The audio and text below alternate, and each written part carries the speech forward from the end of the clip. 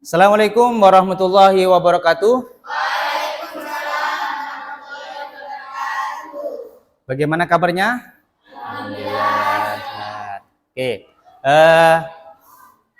Karena sekarang sudah setengah siang ya, jam siang, jadi perlu kita menyemangati kita semua agar supaya lebih semangat. Monggo kita seperti biasa melantunkan yel-yelnya ya. Monggo. Semangat pagi. Semangat pagi. Mari berliterasi, meraih prestasi. 12 MIPA 1.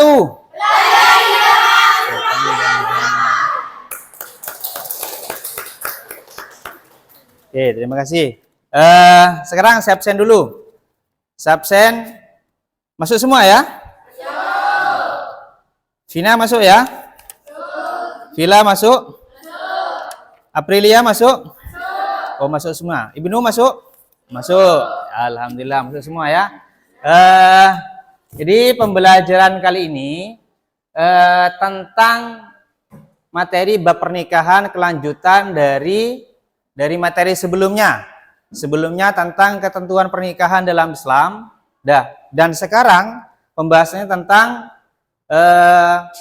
pernikahan yang dilarang dalam Islam. Yang kedua adalah tentang tolak dan rujuk. Nah, bahwa tolak itu, terjadi tolak atau broken home, perceraian, itu kira-kira sebabnya apa? Ya, terjadi perceraian atau broken home terjadi kenapa? Disorot. Salah satunya tidak bisa move on dari mantannya. Oke, yang kedua? Terjadi perselingkuhan. Yang ketiga? Ekonomi yang mendesak. Ekonomi yang mendesak. Terus, yang keempat? Egois atau merasa paling benar. Oke, yang keempat? Tidak saling menghargai. Tidak saling menghargai. Jadi terjadinya broken home itu karena sebab yang pertama tidak move on bisa dengan mantan. Jadi bisa merusak pernikahan, bisa terjadi broken home karena kembali lagi ke masa yang lalu. Kemudian apa tadi yang kedua? Terjadi perselingkuhan. Ini yang sering marak terjadi ya di dunia, di YouTube juga banyak, di media sosial banyak. Yang ketiga apa tadi? Ekonomi yang sangat mendesak. Akhirnya apa? Tengkar terus karena tidak punya uang dan sembarang, akhirnya terjadi perpisahan, perceraian. Yang keempat apa? Egois. Merasa paling benar. Merasa paling benar. Tidak saling menghargai. Oke, jadi itulah kejadian yang mengakibatkan terjadinya tolak atau broken home dan dampaknya luar biasa. Oke, sekarang silakan amati video ini. Amati video ini dari dampak broken home.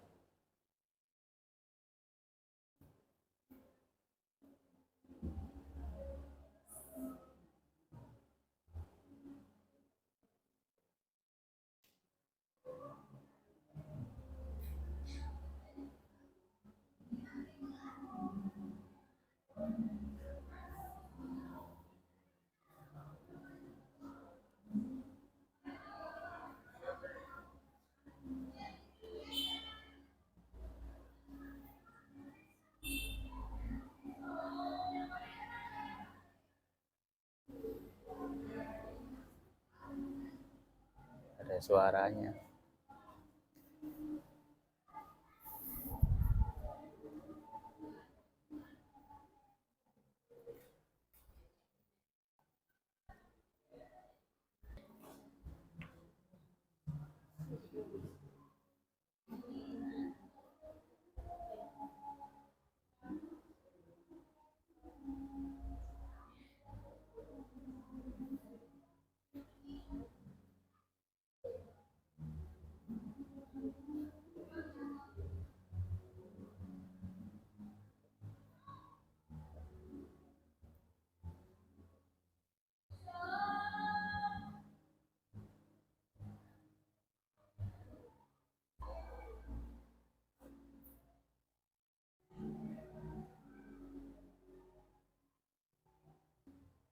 Anda mengamati video barusan, apa yang dapat Anda pahamin barusan?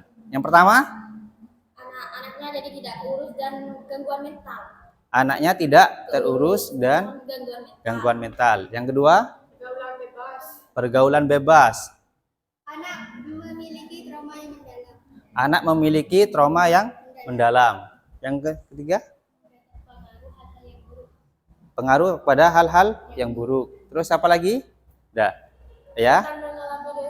Depresi dan kecemasan. Ya, mengalami depresi dan kecemasan. Nah, itu semuanya dampak dari perceraian dari orang tua. Jadi dampaknya bukan kepada orang tua tersebut, tapi kepada anaknya. Makanya Allah itu tidak senang terhadap orang yang melakukan perceraian. Toh sekalipun itu diperbolehkan dalam Islam. Ya, Allah sangat tidak senang terhadap orang yang melakukan perceraian. Makanya dampaknya terhadap anak, perkembangan anak akan menjadi tidak baik. Oke, berikutnya agar supaya kalian lebih paham lagi, silakan melanjutkan untuk berdiskusi buat kelompok seperti biasanya. Hitungannya adalah kelompok 1 sesuai urut absen 1 sampai 5, kemudian 6 sampai 10 itu kelompok 2, 11 sampai 15 kelompok 3, kemudian 16 sampai 20 itu kelompok 4 dan seterusnya. Monggo silakan bentuk kelompok masing-masing. Pembahasannya tentang nikah yang dilarang ya, kemudian tolak dan rujuk. Oke, silakan bentuk kelompok.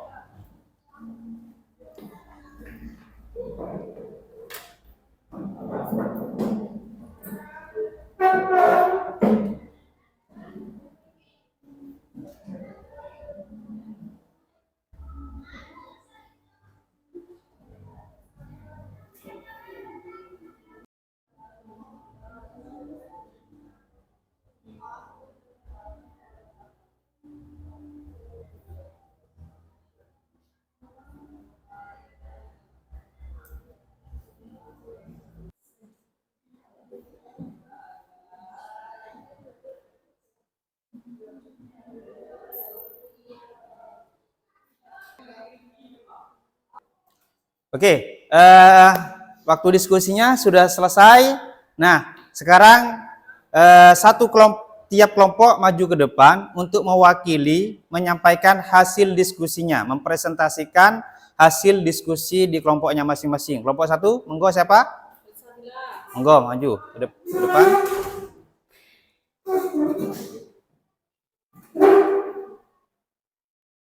Monggo di sini. Ke sini. Saya dari kelompok 1 akan mempresentasikan tentang pengertian dan hukum talak. Yang pertama yaitu pengertian dan hukum talak. Menurut bahasa, talak berarti melepaskan ikatan. Menurut istilah, talak ialah lepasnya ikatan pernikahan dengan lafal talak. Asal hukum talak adalah makruh karena talak merupakan perbuatan halal, tetapi sangat dibenci oleh Allah Subhanahu wa taala. Macam-macam talak. Talak terbagi menjadi 2. Yang pertama yaitu talak raj'i, yaitu talak ketika suami boleh rujuk tanpa harus dengan akad nikah lagi. Talak raj'i ini dijatuhkan suami kepada istrinya untuk pertama kalinya atau kedua kalinya, dan suami boleh rujuk kepada istri yang telah ditalaknya selama masih dalam masa iddah. Yang kedua yaitu talak bain. Talak bain terbagi lagi menjadi 2 macam, yaitu talak bain sugro dan talak bain kubro. Yang pertama yaitu talak bain sugro, yaitu talak yang dijatuhkan kepada istri yang belum dicampuri, dan talak kuluk dalam kurung karena permintaan istri. Suami boleh rujuk dengan cara akad lagi, baik masih dalam masa iddah maupun sudah habis masa iddahnya. Yang kedua yaitu talak bain atau kubro. Talak bain kubro yaitu talak yang dijatuhkan suami sebanyak 3 kali dalam waktu yang berbeda. Dalam talak ini suami tidak boleh rujuk atau menikah lagi dengan bekas istri kecuali dengan syarat. Yang pertama, bekas istri telah menikah dengan laki-laki lain. Yang kedua, bekas istri telah dicampuri oleh suami yang baru. Yang ketiga, bekas istri telah dicerai oleh suami yang baru. Yang keempat, bekas istri telah selesai masa iddahnya setelah dicerai suami yang baru. Terima kasih. Oke, tepuk tangan untuk kelompok 1. Silakan kelompok 2.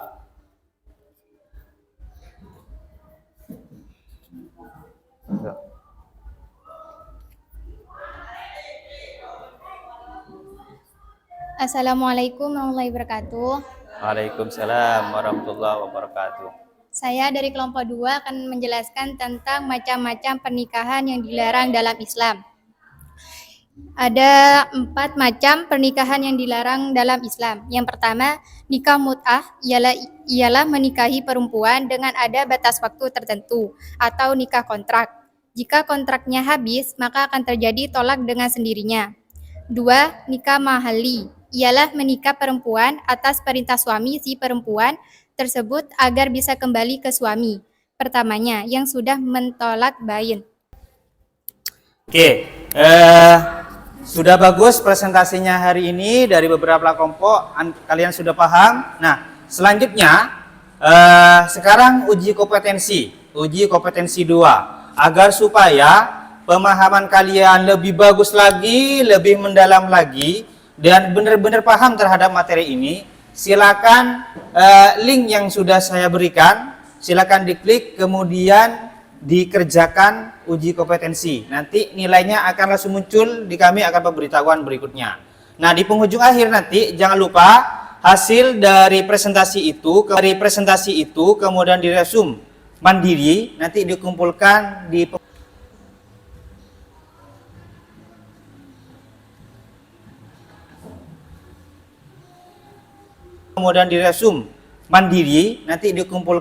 di penghujung akhir.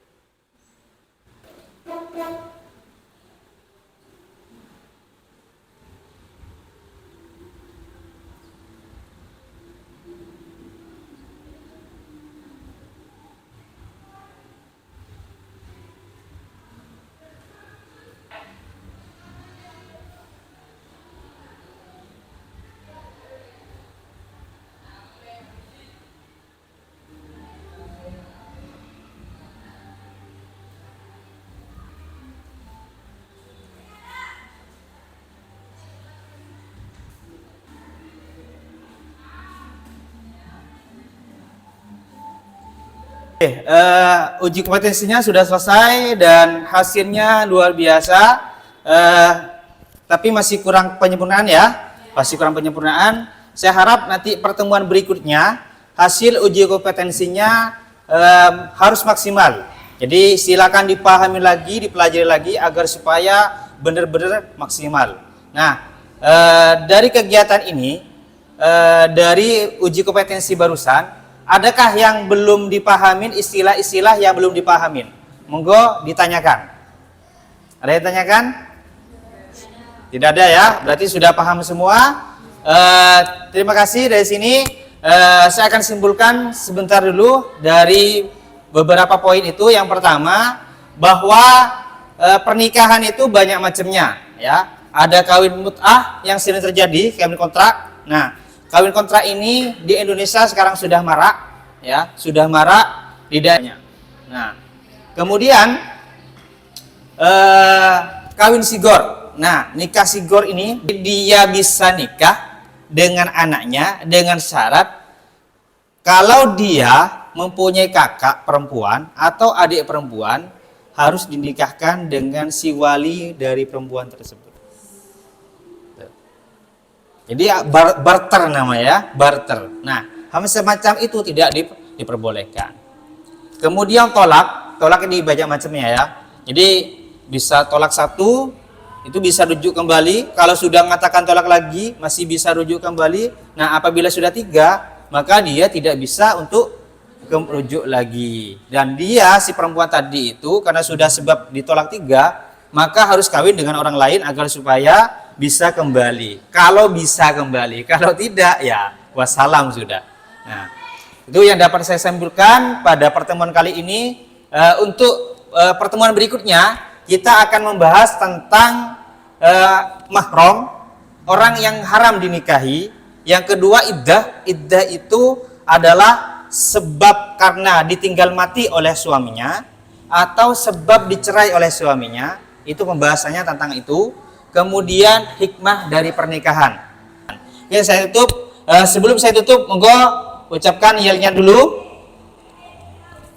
Semangat pagi. Semangat pagi. Mari berliterasi, meraih prestasi. 12 IPA 1.